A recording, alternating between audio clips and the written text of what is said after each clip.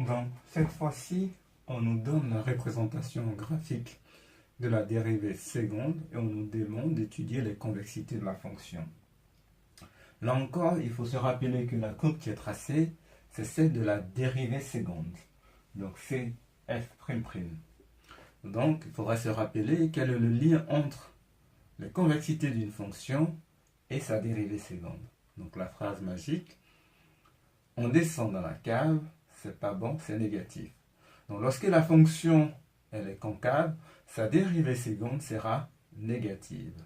Donc, pour pouvoir étudier les convexités d'une fonction à partir de la dérivée seconde, il faut regarder les signes de la dérivée seconde.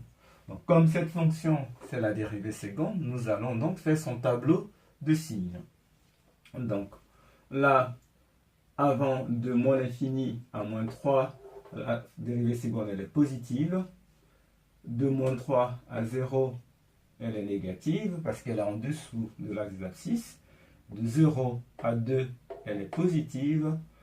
De 2 à 4, elle est négative. Et de 4 à plus l'infini, elle est positive.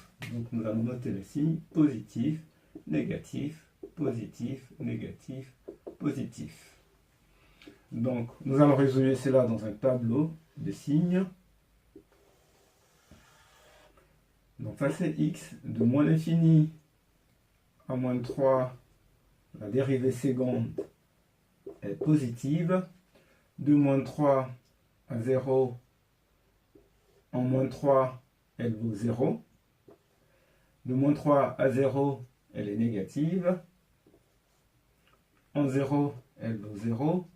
De 0 à 2, la dérivée seconde elle est positive. En 2, elle vaut 0. De 2 à 4, la dérivée seconde, elle est négative. En 4, elle vaut 0. Et de 4 à plus l'infini, on a la dérivée seconde qui est positive. Partout où la dérivée seconde sera négative, la fonction sera concave. Et là où elle est positive, la fonction sera convexe. Donc là, on va remplir notre tableau. Ça c'est convexité de f. Donc là, la fonction f sera convexe. Là, concave, convexe, concave, convexe. Après, on n'oublie pas de rédiger sur l'intervalle moins l'infini, moins 3, prend la partie où elle est convexe, union 0,2, union 0,2, union 4 plus l'infini, union 4 plus l'infini, f est convexe.